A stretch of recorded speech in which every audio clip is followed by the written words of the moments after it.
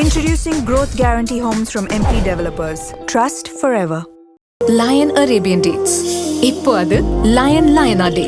இது தரும் ஆரோக்கியம் இயற்கையானது. Lion Liona Premium Dates. கடந்த வாரம் சென்னையில் நடந்த தென் மாநில முதல்வர்கள் மாநாட்டில் பங்கேற்ற மத்திய உள்துறை அமைச்சர் அமித்ஷா டெல்லி திரும்பியதும் பிரதமர் மோடிக்கு போன் போட்டு பேசினார். கூட்டம் நல்ல முறையில் நடந்தது. தென் மாநில முதல்வர்கள் அனைவரும் பாராட்டினர். தமிழகம், கேரளா, கர்நாடகா, ஆந்திரா இடையே உள்ள முக்கிய பிரச்சினையே நதிநீர் பங்கீடுதான். இதற்கான ஒரு திட்டத்தை அவர்களிடம் அளித்தேன்.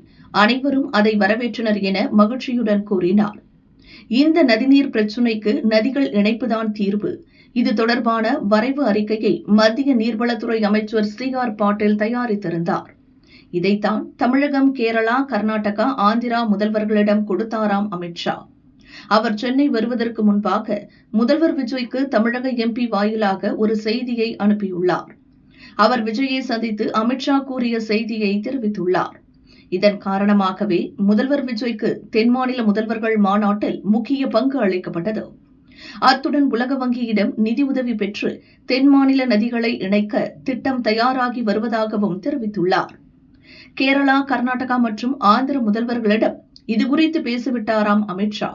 இந்த கூட்டம் நடந்து முடிந்த பின் அமித்ஷா தூதுவராக அனுப்பிய தமிழக MPயும் குஷியானாராம். நீர்வளத்துறை அமைச்சர் பாட்டீல் மோடிக்கும் அமித்ஷாவுக்கும் மிகவும் நெருக்கமானவர். குஜராத் பாஜக தலைவராக இருந்தவர்.